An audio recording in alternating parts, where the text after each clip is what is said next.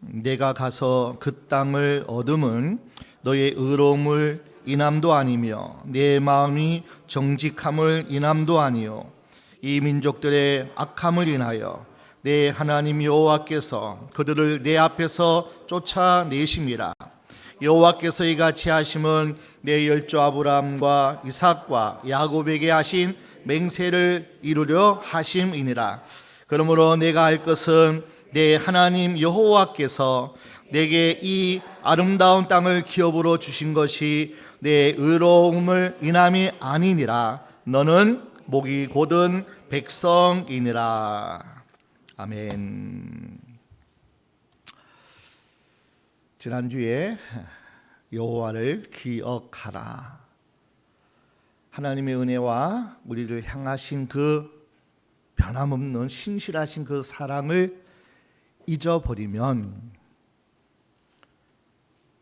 우리는 죄악, 세상, 악함에 빠지고 하나님의 그 축복의 삶을 누리지 못한다. 그러니 너희는 절대로 우상 숭배, 세상에 빠지지 말고 세상에 흘러 하나님의 은혜를 잊지 말고 여호와를 기억하라. 너희는 내가 내 백성으로 불른 성민이라. 너를 구원하려고 유월절 어린 양 피를 흘림으로 애굽에 생한 구원하신 하나님을 잊지 말고 기억하라. 광야 40년 동안 너를 돌보시고 지키시고 인도하시고 함께하시고 먹이시고 모든 삶을 책임져 주신 하나님의 강한 손과 편팔로 너희를 안정케 하신 나 여호와를 잊지 말고 기억하라. 반드시 너희는 약속의 땅, 축복의 땅, 하나님께서 그렇게 우리에게 주시고자 하는 그 땅에 너희가 들어갈 것이요 그 땅에 들어가서 너희는 복을 받고 누릴 것이요 그때 너희는 하나님을 잊지 말고 하나님께 그 은혜를 인하여 감사할지언정 교만하여 하나님을 잊지 말라 그렇게 말씀하셨습니다. 지난주 7장 8장의 요약입니다. 오늘은 그 하나님을 계속 하나님은 좀 기억하라 당부하고 있습니다. 너희는 기억해야 돼. 어떤 하나님을 우리는 오늘 9장 10장 11절까지 어떤 하나님을 우리는 기억해야 되고 잊지 말아야 되냐면 하나님은 신실하신 분이죠. 또 하나님의 그 약속은 언약은 변함이 없습니다. 불변하셔요. 우리를 향한 그 사랑도 영원한 사랑이고요. 또 우리를 향한 하나님의 계획도 변하지 않습니다. 그 땅에 너희가 들어갈 것이고 그 땅에서 너희가 하나님의 복을 누리며 살 것인데 계속 하나님은 걱정이 되는 것 같아요. 너희가 교만하여 하나님을 잊어버리고 또다시 세상 가운데 너희가 노예 생활은 다시 하면 안 되지 않냐. 죄의 노예, 세상의 노예, 돈의 노예, 사람의 노예, 너희가 매인받은 삶이 아니라 자유롭게 하나님 주시는 평안과 기쁨과 즐거움 속에서 너희가 복을 누리며 살기 위해서 전적으로 하나님의 은혜를 잊지 말아라. 우리가 세상 살아가면서 참 우리는 불평등한 세상에 살면 너무나 억울하잖아요. 너무나 속상합니다. 그죠? 평등한 세상, 공평한 세상, 거짓이 아닌 정직이,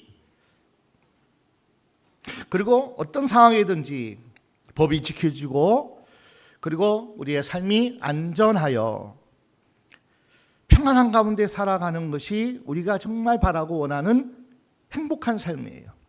공평하지 않다.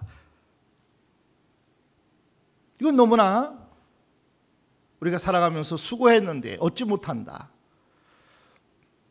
내가 노력한 만큼, 내가 애쓴 만큼, 내가 뿌린 만큼 수확을 거두지 못하고 어떤 내가 손해를 보든지 억울한 것이 있으면 세상이 공평하지 않죠. 그러나 이 세상은 너무나 잘못되어 가는 것이 내가 수고한 만큼, 내가 애쓴 만큼, 내가 노력하고 힘쓴 만큼 주어지지 않는 그 삶이 우리에게는 너무나 많이 있다는 겁니다. 그런데 하나님은 이렇게 말씀해요. 나는 여호와 공평하시고 공의로운 하나님이라. 하나님은 선하시에요. 하나님은 거룩하시에요. 하나님은 지혜로우시에요. 하나님은 그것이 영원하고 불변하고 한결같아요. 무한하신 하나님이셔요. 그래서 하나님의 약속은, 하나님의 말씀은 언제나 하나님은 그 말씀대로 이 땅을 통치하시고 우리 인생을 또 주장하시고 온 세상을 하나님께서 그렇게 운행하여 주십니다. 그래서 우리는 그 하나님을 이때는 이렇고 저럴 때는 저렇고 뭐 세상 말로 코에 금은 코걸이, 귀에 금은 귀걸이, 이것이 아니라는 거잖아요. 하나님의 말씀대로, 약속대로 우리에게 규례와 법도와 모든 윤례를 주신 대로 하나님은 그대로 행하시는 하나님이란 거예요. 사람이 힘들고 어려울 때는 마음이 가난하고 겸손합니다. 그리고 우리는 세상 사람도 마찬가지지만 무언가를 의지하고 도움을 바라고 간절히 기도하잖아요. 우리는 하나님께 그렇게 하잖아요. 힘들고 어려울 때 우리는 겸손할 수 있어요. 마음이 우리는 정말 가난할 수 있어요. 그러나 축복을 많이 받고 풍요롭게 되면 교만해지기 쉽습니다. 그러나 성경은 분명히 말씀합니다. 하나님 말씀대로 살면, 그러나 너희가 말씀대로 살지 아니하면 하나님은 분명히 약속, 진리를 우리에게 선포하여 주셨어요. 죄의 삭은 사망이라. 어떤 경우에도 죄값은, 이 죄라는 것이 성경에는 분명히 웨스트민스터 소요리 문답에 분명히 말씀합니다. 죄는 무엇인가? 하나님 말씀을 불순종하고 어기는 것이 죄요. 그런데 그것이 더하거나 덜해도 그것이 죄라고 말씀해요. 우리가 온전할 수가 없죠. 늘 우리는 죄의 모습으로 살아갈 수밖에 없죠. 하나님의 말씀대로 온전히 살아간다는 것이 그렇게 쉽지가 않죠. 그래서 우리는 그 죄의 값이 반드시 우리는 하나님의 말씀대로 사망입니다. 죽음입니다. 멸망입니다. 그래서 우리 하나님은 우리가 선하게 살고 말씀대로 살고 하나님의 영광 위에 살아가면, 그래서 십계명대로 하나님만을 섬기고 하나님만을 위하고 하나님 말씀대로 이웃을 내 몸과 같이 사랑하고 그렇게 너희가 거룩한 백성으로 살아가면 하나님께서 복 주신다는 거예요. 계속 말씀이 그거예요. 내가 복 주고 번성케 하고 번성케 하리라. 너희는 나 여호와를 기억하라. 잊지 말아라. 내 말을 잘 듣고 청종하고 그 말을 지켜 행하라. 그리하지 아니하면 네가 살지 못할 것이고 복을 누리지 못할 것이고, 이것이 하나님의 공의입니다. 공의. 하나님도 이 말씀 앞에 언제나 공평하신 분이에요. 공의가 사전에 제가 한번 찾아보니까 선과 악을 정확하게 분별하는 하나님의 거룩한 성품이에요. 선, 악 정확하게 분별하셔요. 조금도 오차가 없이 착오가 없이 정확하게 분별하는 하나님의 거룩한 성품이 바로 공의입니다. 죄를 지으면 죄값을 치러야 돼요. 선을 행하고 말씀대로 살면 하나님께서 약속대로 복을 주시는 거예요. 아멘. 이 공의의 하나님이에요. 공의의 하나님. 그런데 그런데 성경은 이렇게 말씀하잖아요. 네 공의로 말미암은 것이 아니니라. 네 의로움 때문에 네가 구원받고, 네 의로움 때문에 네가 가나안 땅에 들어가고, 네 의로움 때문에, 네 잘남 때문에, 네 수고 때문에 그 땅에서 네가 복을 받고 누리는 것이 아니라, 그렇게 말씀합니다. 자, 3절을 함께 읽겠습니다. 9장 3절입니다. 오늘날 너는 알라, 내 하나님 여호와께서 맹렬한 불과 같이 네 앞에 나아가신 즉 여호와께서 그들을 파사 네 앞에 엎드러지게 하시더니 여호와께서 내게 말씀하신 것 같이 너는 그들을 쫓아내며 속히 그들을 멸할 것이라. 하나님은 늘 우리를 사랑하셔요. 그 사랑이 영원한 사랑이에요. 형편없는 우리일지라도 너는 내 소유요 내 백성이라, 너는 성민이기 때문에 하나님은 그 사랑을 절대로 포기하고 잃어버리지 않아요. 사람은 떠나고 세상은 변할지라도 하나님의 그 사랑과 우리를 향하신 하나님의 은혜는 변하지 않아요. 한결같으셔요. 그래서 하나님은 이스라엘 백성들을 어떻게 도와주시는지 오늘 9장에는 잘 가르쳐주고 있습니다. 가나안 족속들이 아무리 강할지라도 하나님이 나 여호와가 너희 앞서가서 맹렬한 불로 그들을 멸하여 주리라. 그러니까 우리가 싸운 것 같은데, 우리가 뭔가를 이룬 것 같은데 하나님이 앞서간다는 거예요. 하나님이 그들을 진면하시고 파하시고 다 쫓아내시고 하나님이 하신다는 거예요. 우리가 싸우는 것이 아니라 하나님이 싸워주신다는 거예요. 때문에 네 의로움, 네 힘쓰고 수고로움 때문에 가나안에 들어왔다 하지 말라는 거예요. 가나안 족속들이 악해서 그들을 쫓아내시는 거예요. 하나님은 공의의 하나님이잖아요. 가나안 족속이 악해요. 하나님을 믿지 않아요. 여러분, 가장 큰 죄가 뭔지 아세요? 하나님을 믿지 않고 예수를 구세주로 받아들이고 영접하지 아니한 죄가 어마어마한 하나님의 선물이에요. 예수 그리스도는 이 땅에 우리를 구원하기 위해서 하나님의 선물인데 그 하나님의 선물을 거절하고 거부하고 창대에 달린 노뱀을 쳐다보면 사는데 십자가에 죽으신 나의 죄를 속량하시기 위해서 대속제물로 십자가에 달리신 그 예수만 바라고 그 예수만 믿으면 우리가 구원을 받는데 그것을 거부한다?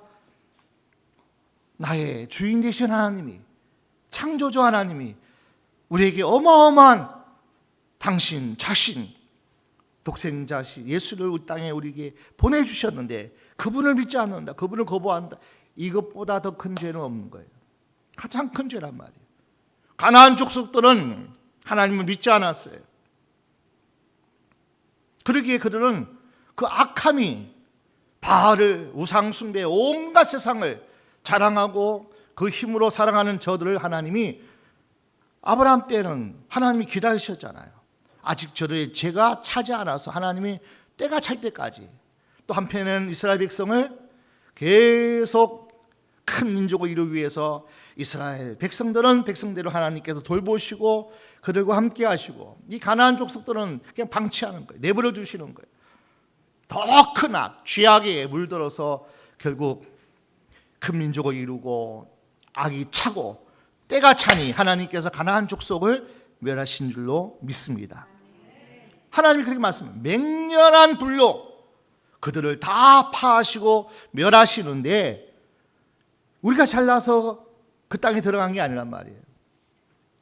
구원받음도 6월절 어린 양 피로 우리가 구원을 받았고 광야 40년도 하나님께서 돌보시고 우리와 함께 하심으로 우리가 광야를 통과한 거예요. 그 광야에서 어떻게 40년 동안 어떻게 먹고 어떻게 마시고 어떻게 자고 어떻게 그 악한 조건 속에서 살아남으시는 전적인 하나님의 돌보심의 은혜라는 거죠. 절대로 이스라엘 백성이 애굽에서 구원받음도 그들의 공로가 아니라는 거예요. 하나님의 이스라엘 백성을 향한 하나님의 놀라우신 사랑이라는 것을 우리는 기억해야 됩니다. 우리가 구원받고 우리가 하나님의 자녀가 되었는데 우리가 착했습니까? 무슨 공로를 쌓았습니까? 오직 하나님의 은혜로 구원받은 줄 믿습니다. 로마서 3장 23절 24절 로마서 3장 23절 24절 함께 보겠습니다. 모든 사람이 죄를 범하였음에 하나님의 영광에 이르지 못하더니 그리스도 예수 안에 있는 구속으로 말미암아 하나님의 은혜로 값없이 의롭다 하심을 얻은 자 되었느니라. 그러면 우리의 공론하는 거죠. 27절 그런즉 자랑할 때가 어디뇨? 있을 수가 없느니라. 아멘. 우리의 어떤 공적으로 의로움으로 우리가 구원받은 게 아니라는 거죠. 자랑할 수 없어요. 구원을요. 오늘 하루 살아가는 것도 영원한 주님의 나라에 이를 때까지 이 광야 같은 이 세상을 살아가는 동안도 하나님의 함께 하심이 없다면 우리는 절대로 하나님 앞에 온전히 하나님 앞에 갈 수 없다는 거예요. 여러분, 사도 바울은 누구보다 열심히 충성을 다했습니다. 그러나 자기 의를 자랑할 수가 없어요. 자신이 과거에 얼마나 추하고 얼마나 악하고 얼마나 예수님을 따르는 자들을 잡아서 옥에 가두고 심지어는 돌에 던짐을 당할 때 증인이 되어지는 그런 악함이 바울 되기 전에 사울의 모습에 스데반이 순교당할 때 증인이 되었던 그 바울, 과거에 추악했어요. 예수님을 믿는 사람들 박해했어요. 디모데전서 1장 13절부터 15절을 바울의 과거의 모습을 한번 보겠습니다. 디모데전서 1장 13절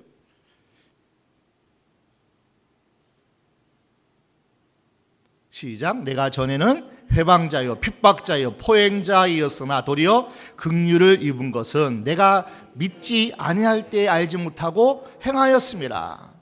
우리 주의 은혜가 그리스도 예수 안에 있는 믿음과 사랑과 함께 넘치도록 풍성하였도다. 믿보다 모든 사람이 받을 만한 이 말이여 그리스도 예수께서 죄인을 구원하시려고 세상에 임하셨다 하였도다. 죄인 중에 내가 괴수니라. 바울의 과거는 추했어요. 악했어요. 예수님을 핍박하고 예수를 믿는 모든 사람들을 너무나 괴롭힌 사람이에요. 다메섹 도상에서 말에 떨어져 목이 부러져 죽어도 할 말이 없는 바울이었단 말이에요. 그러한 바울을 위해서 예수님께 십자가에서 못 박혀 죽으시고 그를 구원해 주셨어요. 더 나아가서 이방인의 사도로 택함을 받는 거릇이 되었어요. 이 은혜를 생각할 때 그는 조금도 자기를 자랑할 수가 없어요. 내 의로움, 내가 이렇게 수고했습니다. 내가 이렇게 많은 교회를 세우고 이렇게 전도를 해서 많은 영혼을 살렸습니다. 그 말할 자격이 없는 거예요. 하나님의 은혜로 죽어 마땅할 죄인 중에 괴수인 자신이 하나님이 그 구원해 준 것도 감사한데 사도로 하나님이 쓰신 것 너무나 큰 감사가 바울에게는 평생을 떠나지 않았다는 거예요. 빌립보서 1장 20절 21절 빌립보서 1장 20절 나의 간절한 기대와 소망을 따라 아무 일에든지 부끄럽지 아니하고 오직 전과 같이 이제도 온전히 담대하여 살든지 죽든지 내 몸에서 그리스도가 존귀히 되게 하려 하나니 이는 내게 사는 것이 그리스도니 죽는 것도 유익함이라. 내가 지금 당장 하나님 불러가서도 이 땅의 영광을 누리지 못해도 내가 사는 것 자체가, 주의 일을 하는 것 자체가, 하나님의 동력자로 내가 살아가는 복음 전하는 자로 수없이 매맞고 수없이 위험을 당하고 수 없는 그러한 환난과 핍박이 있다 할지라도 내게 사는 것이 유익하고 죽는 것도 유익하다는 거예요. 이 바울의 고백이고 우리의 고백인 줄 믿습니다. 우리가 그 고백을 해야 돼요. 하나님, 내 의로움으로 내가 구원받은 건 아닙니다. 내가 잘나서 착해서 내가 선해서 지금까지 살아온 것도 아닙니다. 오늘 저와 여러분이 예수님만을 자랑하고 사도 바울처럼 청년의 영성으로 항상 살아가는 저와 여러분 되시길 주의 이름으로 축원합니다. 다윗 왕도 그랬어요. 하나님, 우리 집안이 무엇인데요? 내가 무엇인데요? 이렇게 하나님이 우리 가문을 축복하시고 예수 그리스도의 족보를 이어가는 그런 가문으로 삼아주시고 나를 너무나 귀하게 하나님 쓰시니, 역대상 17장 16절 고백을 한번 보겠습니다. 역대상 17장 16절 다윗의 고백입니다. 다윗 왕이 여호와 앞에 들어가 앉아서 가로되 여호와 하나님이여 나는 누구오며 내 집은 무엇이간데 나로 이에 이르게 하셨나이까. 나로 하여금 왕이 되게 하시고 메시아를 이 땅에 보내는 그 일에 내가 통로가 되게 하시니 하나님 감사합니다. 겸손한 비결이 뭡니까? 이세 집안의 막둥이, 목동에 불과한 자신을 이스라엘의 왕으로 높이신 하나님의 은혜를 잊지 않은 거예요. 겸손한 거예요. 언제나 하나님 이 은혜를 잊지 않겠습니다. 반면에 사울은 처음에는 겸손한 것 같은데 나중에 교만해져서 버림을 받게 됐다는 거예요. 그럼 우리는 어떻게 해야 됩니까? 이스라엘 백성은 어떻게 해야 됩니까? 6절, 오늘 본문 9장 6절 7절 함께 보겠습니다. 그러므로 네가 알 것은 네 하나님 여호와께서 네게 이 아름다운 땅을 기업으로 주신 것이 네 의로움을 인함이 아니라 너는 목이 곧은 백성이니라. 너는 광야에서 내 하나님 여호와를 경록해 하던 이를 잊지 말고 기억하라. 내가 애굽 땅에서 나오던 날부터 이곳에 이르기까지 늘 여호와를 거역하였으며, 너 과거를 한번 돌아보라는 거예요. 지금 가나안 땅을 목전에 두고 모압 평지에서 모세 설교를 듣고 있잖아요. 과거를 돌아보라는 거예요. 애굽에서 구원받아 가지고 너희가 지금까지 목이 곧은 백성으로서 하나님의 말씀을 거역하고 조금만 불편해도 원망하고 불평하고 다시 애굽으로 돌아가는 차라리 낫겠다. 목이 곧은 자였어요. 하나님을 거역한 것이 한두 번이 아니었어요. 클라이막스가 뭔지 아세요? 하나님을 거역하고 하나님을 너무나 아프게 했던, 하나님이 진노할 수밖에 없는 출애굽기 32장의 금송아지 사건이에요. 그것을 모세가 지금 쭉 설명하고 있는 거예요. 8절에 너희가 호렙산에서 너희가 여호와를 경록해 하였다는 거예요.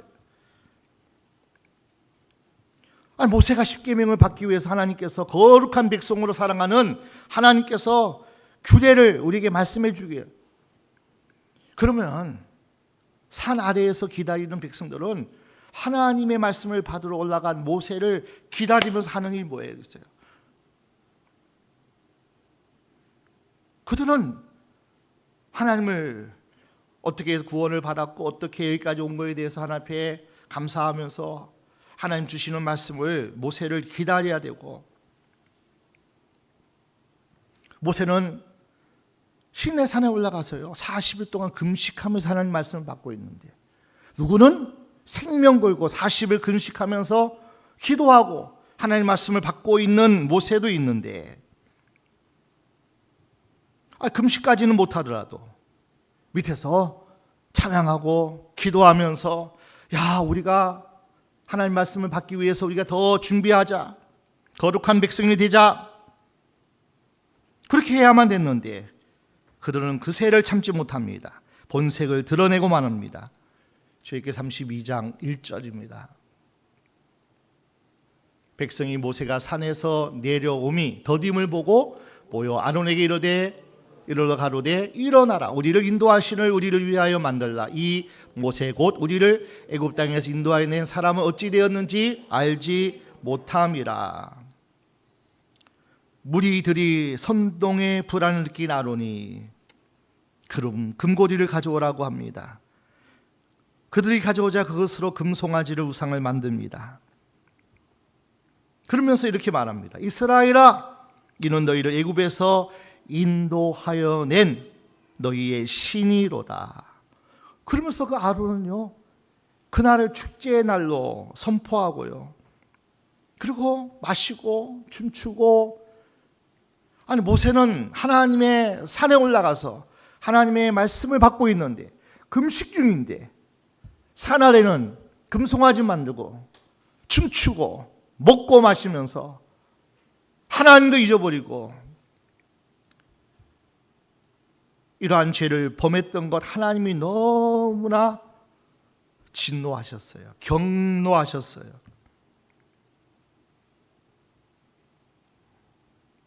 보통 사건이 아닙니다. 하나님이 그렇게 금하신 10계명 1, 2, 3계명을 그들은 범한 거예요. 하나님 외에 다른 신을 섬기면 안 되잖아요.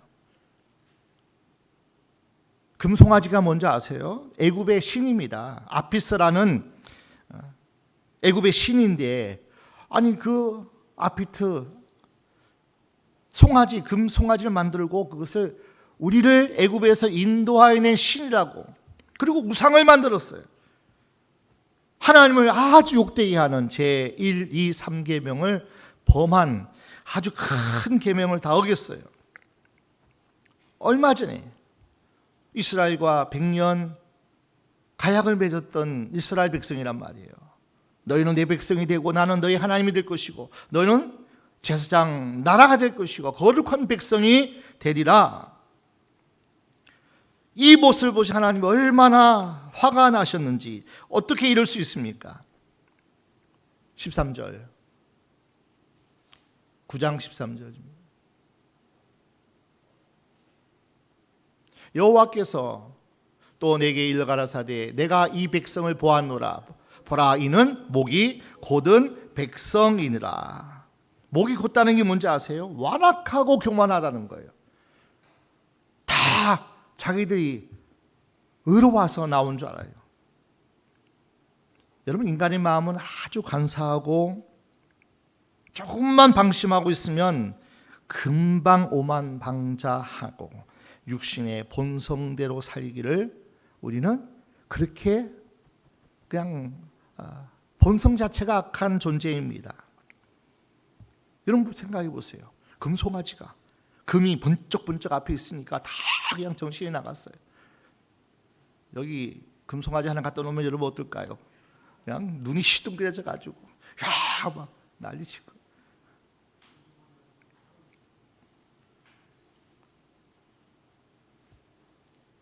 우리 아가씨들 1억짜리 수표를 흔들면서 다리를 좀 이렇게 흔들면서 금태 안경을 쓰고 금팔찌를 끼고 야 나하고 한번 엔조이 하자고 유혹하면 여러분 어떻게 해야 돼요?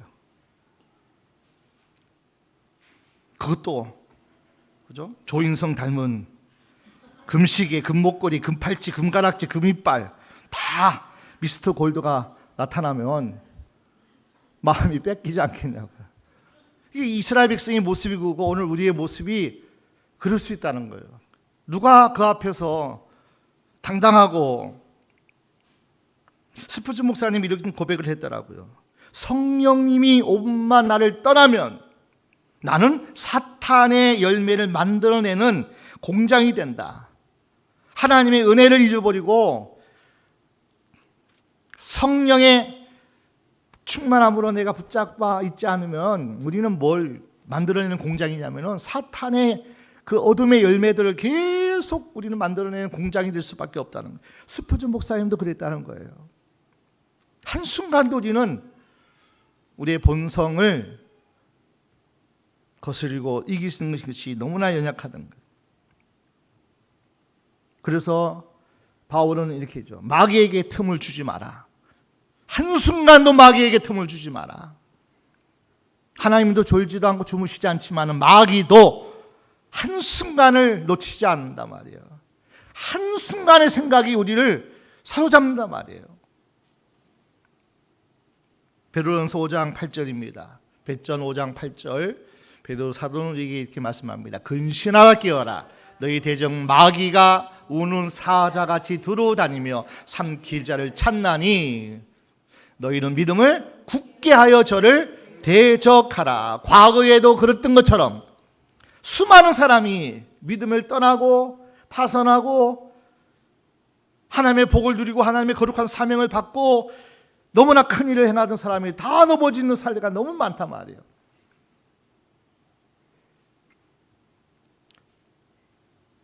수십 수백만의 팔로워를 가지고 전 세계적으로 그렇게 복음을 전하고 영향력 끼치던 그 어떤 인물도 한순간 마귀에게 틈을 주고 마귀는 호시탐탐 노예다가 다 무너졌잖아요. 얼마나 많은 사람의 상처받고 무너진지 몰라요. 마귀도 영물이라 졸지도 않고 주무시도 그럽니까? 졸지도 않고 자지도 않고 깨어 있단 말이에요. 마귀도.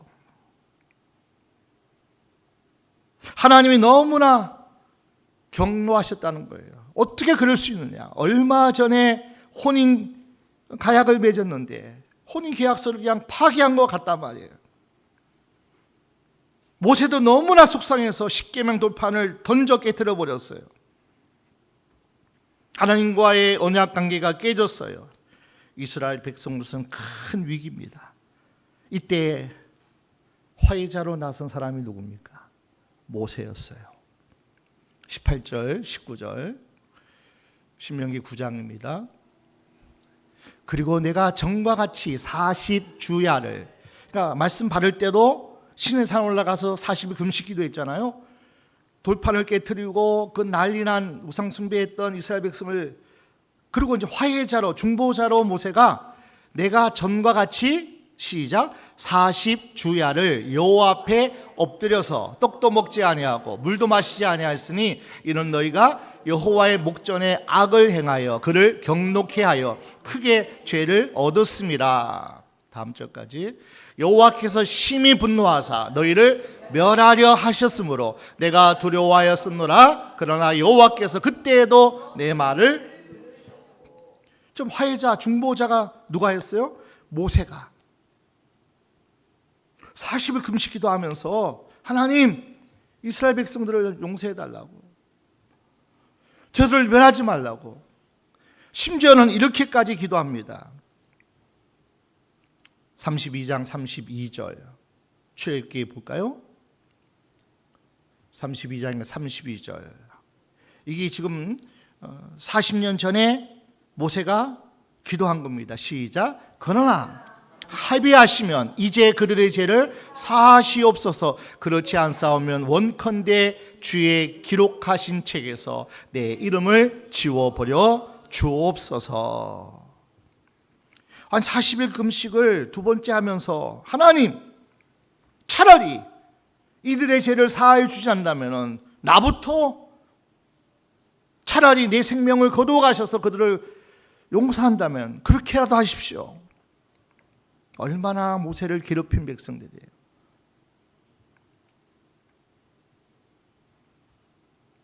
그러나 모세는 그들을 포기할 수 없었어요. 참 이것이 선한 목자의 어떤 모습 같아요. 그들의 죄를 용서받기 위해서 자신의 생명을 걸었어요. 자신을 대속제물로 내어놓고자 했습니다. 두 번의 40일 금식 기도하면서 모세는 어찌하든지 하나님과 이스라엘 백성을 화해시키고자 중보자 역할을 감당했습니다.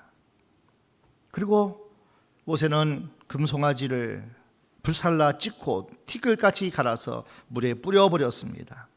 이렇게 해서 하나님이 그들의 죄를 용서해 주셨고요, 가나안 땅에 들어갈 수 있은 거예요. 그러니 그들이 자랑할 것이 없는 거예요. 진멸당할 수밖에 없는 그들이었는데 하나님이 뭐요? 모세를 통해서 모세가 생명건 하나님의 중보자 역할을 감당함으로 그들이 구원받아서 다 가나안 땅에 들어갔기 때문에 자랑할 것이 없는 거예요. 자랑할 것이. 그리고 계속 나오네요. 자, 22절 24절 한번 볼까요? 9장입니다. 신명기 9장 22절 24절. 너희가 다베라와 마사와 기브롯 핫다 아와에서도 여호와를 경노케 하였느니라. 23절. 여호와께서 너희를 가데스 바네아에서 떠나게 하실 때 이르시를 너희는 올라가서 내가 너희에게 준 땅을 얻으라 하시되 너희가 너희 하나님 여호와의 명령을 거역하여 믿지 아니하고 그 말씀을 듣지 아니하였으니. 이 다베라에서는 민수기 11장 보니까 길이 나쁘다고 또 불평하더라고요. 아니 광야길이 그렇고 사막길이 그렇고 가나안 땅에 들어가기 위해서는 광야길을 통과해야 되는데 다베라에서는 길이 나쁘다고 하는 게 불평해요. 자, 마사에서는 출애굽기 17장 보니까 물이 없다고 또 불평해요. 기브롯 핫다와에서는 민수기 11장 말씀 보니까 고기 먹고 싶다고 또 불평해요. 가데스 바네아에서는 정탐 묵구들이 불신의 보고를 함으로써 하나님이 심히 화나게 하였어요. 24절. 내가 너희를 알던 날부터 오므로 너희가 항상 여호와를 거역하였느니라. 여러분, 이스라엘 백성의 과거를 한번 들춰내 보니까 하나님이 네가 이 모습이 너야. 네 의로움으로 지금 가나안 땅에 들어갈 수 있니? 네 공의로움으로 가나안 땅에 들어갈 수 있니? 그럴 수 없네 이런 거야. 우리의 의로움 때문에 구원받은 것도 아니에요. 우리의 어떤 착함과 선행으로 가나안 땅에 들어갈 자격을 얻은 것도 아니라는 거예요. 항상 너희가 여호와를 거역하여 왔느니라. 오늘 우리의 모습과 똑같습니다. 항상 우리는 하나님 말씀에 거역하는 그 본성이 우리 안에 있어요. 정말 성령의 충만함과 사로잡힘이 아니면 그냥 투덜댈 수밖에 없어요. 조금만 보세요. 여러분 한번 생각해 보세요. 조금만 불편해도, 조금만 뭐가 내 마음에 안 들어도, 뭔가 내 생각과 뭐가 안 맞아도 금방 투덜대요. 그렇게 우리 교회가 좋고, 그렇게 목사님이 은혜가 크고, 그러놓고서 금방 목사님이 저럴 수 있어. 어떻게 교회가 사랑이 없어?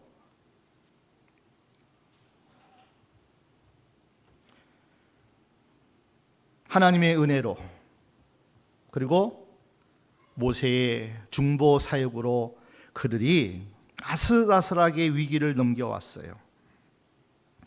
10장 1절 2절에 보니까 금송아지 사건 이후에 또 하나님께서 이스라엘 백성과 언약에 맺기 원하셨어요. 그래서 모세야, 두 돌판을 가져오라고 모세에게 말씀하시고 십계명을 하나님이 다시 새겨 주셨어요. 그리고 그것을 언약궤에 넣고 잊지 말아라. 언약궤 안에 십계명 두 돌판을 꼭 넣고 잊지 말아라. 하나님 외에 다른 신이 없다. 레위 지파를 구별해서 그 궤를 매도록 합니다. 이로써 하나님과 이스라엘의 관계가 극적으로 봉합되어 이 일을 잊지 말라는 거예요. 하나님이 너희는 바람난 세대일 것 같다고 하는 거예요. 틈만 나면 원망 불평하고 짜증 부렸던 철부지 어린아이와 같았다. 너 그 모습 잊지 말아라. 그런 자신들을 용서하고 사랑해 주셔서 가나안 땅에 들이시는 것, 이 은혜를 잊지 마라. 너 주제 파악을 한마디로 잘 하라는 거예요. 항상 겸손하라는 거예요. 오늘 우리와 또 똑같아요. 저와 여러분도 똑같단 말이에요. 우리는 구원받을 조건, 자격 없어요. 이렇게 하나님이 거룩한 직분을 받고 거룩한 찬양대로 거룩한 하나님의 일꾼으로 살아간다는 것 자체가 우리는 우리의 어떤 수고로움과 우리의 어떤 의로움으로 그렇게 하나님 앞에 드려지는 것이 아니라는 얘기예요. 모세가 40일 동안 금식 기도하였다고 했어요. 예수님도 40일 동안 금식하며 광야에서 기도하셨습니다. 모세가 시내 산에서 금식하며 그렇게 하나님 앞에 기도했던 것처럼 우리 예수님은 겟세마네 동산에서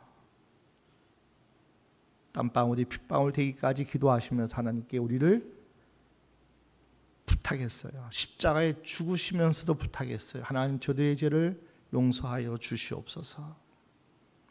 그 대속으로, 그 사랑으로 우리가 구원받은 거예요. 아멘.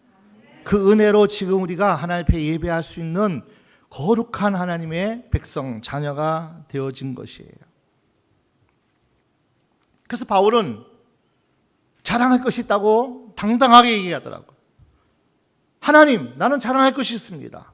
나의 약함을 자랑합니다. 한순간도 하나님 붙잡고 하나님 은혜가 없으면 나는 넘어지고 깨지고 부서지고 망가질 존재입니다. 나는 연약합니다. 나의 약함을 자랑합니다. 왜냐하면 자신이 약할 때 강하게 되기 때문에, 자신이 약할 때 그리스도의 능력이 바울에게 함께하기 때문에, 내가 하리라 그러면은 하나님이 그를 붙잡고 쓸 수 없기 때문에, 하나님, 나는 할 수 없어요. 나는 죄인 중에 계십니다. 그때마다 하나님이 강하게 붙잡아 주셨고 그를 사용하신 줄로 믿습니다. 고린도후서 4장 7절 함께 보겠습니다. 우리가 이 보배를 질그릇에 가졌으니 이는 능력의 심이 큰 것이 하나님께 있고 우리에게 있지 아니함을 알게 하려 함이라. 우리의 강함과 의를 자랑할 것이 아니라 우리의 약함을 자랑하는 우리가 되기를 원합니다. 하나님의 은혜만을 자랑해야 돼요. 그리스도의 강함, 그리스도의 승리를 우리는 자랑해야 되지, 내 공로 아니에요. 내 수고 아니에요. 우리가 무엇을 했다 자랑할 것이 없어요. 우리는 하나님 앞에 자랑할 것이 있다면 약함을 자랑해야 되고, 자랑할 것이 있다면 누굴 자랑해야 돼요? 예수님을 자랑해야 될 줄 믿습니다. 그리고 모세를 통해서 우리가 한 가지 배울 것이 있어요. 모세가 자기 생명을 걸고 이 백성을 하나님 구원해 주세요. 이 거룩한 나라를 하나님 포기하지 마세요. 너희도 모세처럼 그렇게 사랑하는 가족을 위해서 왜 그렇게 못하냐, 우리에게 말씀하고 있는 것 같아요. 아직도 구원받지 못하는 우리 가족이 있다면, 내 자녀, 내 자손이 있다면, 아니 이스라엘 백성 그렇게 괴롭히고 그렇게 힘들게 한 그들을 위해서도 생명 걸고 그들을 중보하여 그들을 하나님이 포기하지 않게 살리셨다면, 왜 우리 가족을 위해서 너희도 모세처럼 왜 중보기도 못하냐? 아니 전 세계를 위해서 기도하기는커녕 왜 내 가족, 내가 사랑하는 가까이 있는 사람들을 위해서 그렇게 기도하지 못하느냐?